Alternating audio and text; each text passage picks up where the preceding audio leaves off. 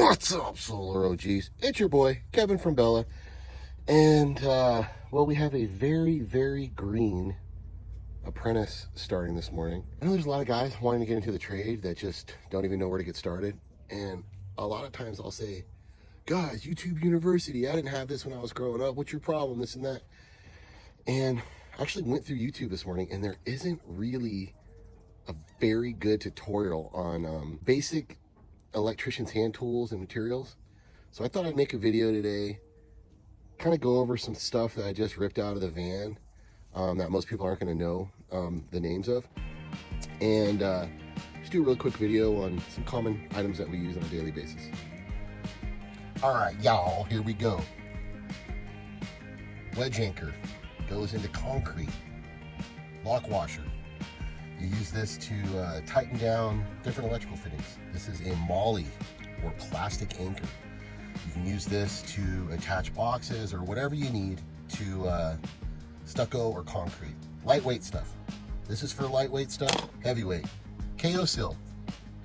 Okay, this one's pretty dirty, nasty. But if you were to ever make a hole in a box, you don't want to use these guys.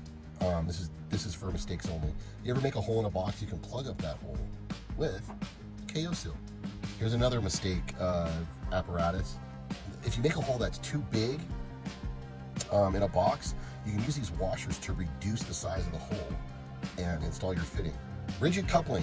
There's a million different uses for this. Hole saw. Cut holes. Different sizes. This is a bigger one. There's a smaller one. Outlet. It's for bigger appliances. This one is a NEMA 1450. Use a lot of these in the car charging world. 2-screw Romex connector. There's a lot of different types of Romex connectors. I like this one because it's more robust. They call it 2-screw because 2 screws. LB conduit body. They make these in all shapes and sizes, many different holes. If you hold it like a gun, this is an LB. This, if the hole's pointing out this way, is an LL. And if the hole's pointing out this way, it's an LR. You can also get a T, which has 3 holes. Here is a nipple. This one happens to be a 3/4 nipple. It's approximately 1.5 inches, I believe. There's chase nipples, and then there's close nipples. A chase nipple, well, I don't have one here, but oh, look at guys, you can put this in here. Woo. This is a flex connector. Here is a conduit coupling. This is for indoors. It is not waterproof. Coupling, flex to EMT. You can put pipe here, and then flexible conduit goes into there.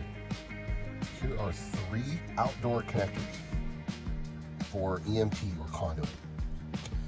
These are rated for outdoors. There's different kinds of pipe, different sizes of pipe. All right. Most common are going to be 3/4, 1 inch, 1.25 inches. Okay. These are all rated for outdoors. 3/4, 1 inch, 1.25 inches. Here's an outdoor coupling. So you got your indoor, not waterproof, outdoor, waterproof. 1-hole strap. This straps conduit onto a wall. You can use, and if it's a stucco or concrete wall, here we go, guys. Use this, drill a hole, and attach this to the wall, and then your conduit would go right through here. It's a little obscure, but it's a non-metallic seal-tight connector. It's just another conduit fitting, another type of conduit fitting. You can use these outdoors. Use a lot of these. These are ground bushings. This happens to be a 3/4 ground bushing. You can use this to ground your EMT conduit. The ever-evasive TIK screw. You can screw this into metal, so you can attach. So if you're going into metal, you can get you a 1-hole strap, and then screw this right in the metal, and it taps the metal. It's just screw right in the metal, no holes needed. Strut strap. Another way is to strap conduit onto struts. Let's do some tools now. Level. You can screw this onto your conduit. Level things. Dikes, cut things, cut metal. Linemans, or some people call them Kleins. Linemans. Tick tracer or proximity tester. You can turn this on. If you go near anything electrical, this thing will start beep, beep, beep, beep, beep, beep. Or anything that has voltage. Pipe reamer. You cut a piece of pipe, you got to ream it out so you don't nick your wire. Tin snips. Cut tin, sheet metal. Multi-screwdriver. Notice all these are Klein tools. If it ain't Klein, it ain't mine. You Milwaukee new booty weirdos, you don't know. Channel locks. Well, these are, I just said if it ain't Klein, it ain't mine, but I really like these blue channel locks. I always have. Wire strippers. You got dikes and you got strippers.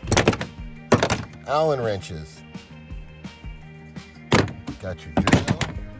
Got a hammer setting. Impact. And Sawzall. All right. Oh, don't forget your multi-tester.